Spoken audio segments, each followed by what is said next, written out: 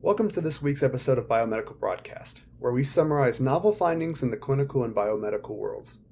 Today, we discuss the origins of SARS-CoV-2 and a new strategy for the rational design of an original antibiotic class.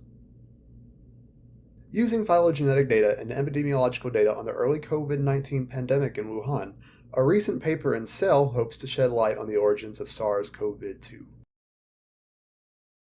The researchers demonstrated how two separate lineages were observed in the earliest COVID-19 cases and in early environmental samples that were taken. The image shown here is a phylogenetic tree. This can be thought of as an evolutionary family tree, where this line on the left denotes an original parental virus, and as we go towards the right, we can see how its descendants differentiated over time. Here we have lineage A, a lineage that circulated locally within Wuhan, and lineage B, the lineage of coronavirus that became the globally dominant form. As denoted from the triangles, we can see that quite a few of these have been linked to the Huanan markets in Wuhan, which traded thousands of live wild animals, including some high-risk species like civets and raccoon dogs. In the next figure, we have a map of Wuhan, showing the location of several markets such as Baishajiu, Xiamen, and Huanan markets.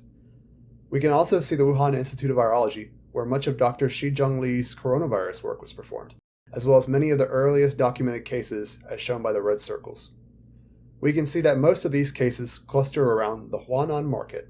Others have reported 2 of the 3 earliest cases documented were directly linked to this market, and that 55% of the cases in December of 2019 were from exposures to the 3 of these local markets. The researchers looked at excess deaths due to pneumonia in the coming months and mapped these to geographic locations in order to minimize potential biases associated with a lack of cases reported early on. You can see this in the figure here, where we look from December 2019 through February of 2020. What they were able to show was that there was no epidemiological link to any other location in Wuhan, including the Wuhan Institute of Virology, again shown by the black square. In fact, no excess deaths occurred in the vicinity of the institute until months after the initial cases.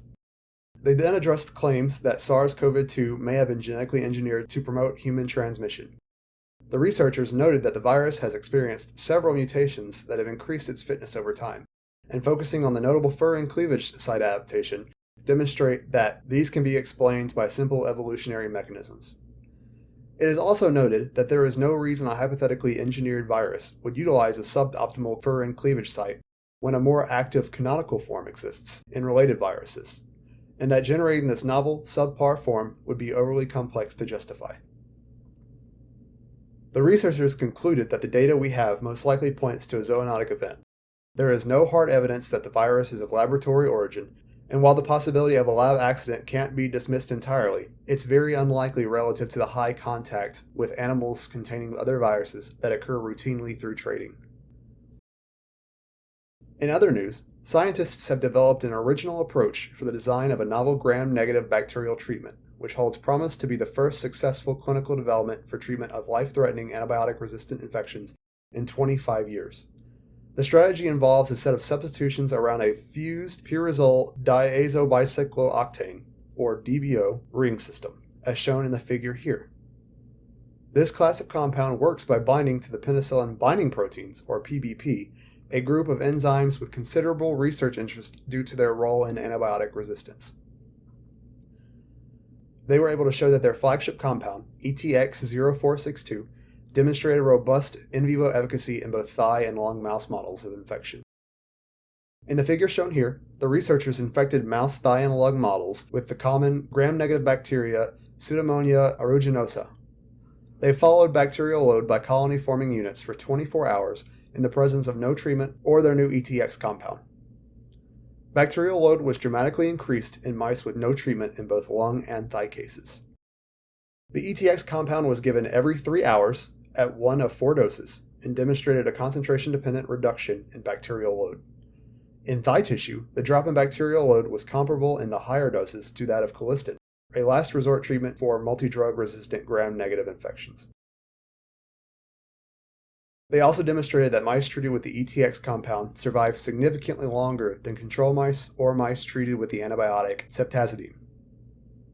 As shown by the solid blue lines, All mice treated 24 hours after injection with this ETX compound survived to the last day of the study, or just under a month, with no relapse or residual bacterial burden. This is a drastic difference compared to those in the ceftazidime or control groups, who demonstrated 100% mortality before even day 5. Thanks for tuning into this week's Biomedical broadcast. If you liked this video, be sure to give us a like, and don't forget to subscribe for more highlights from the frontiers of biomedical and clinical research.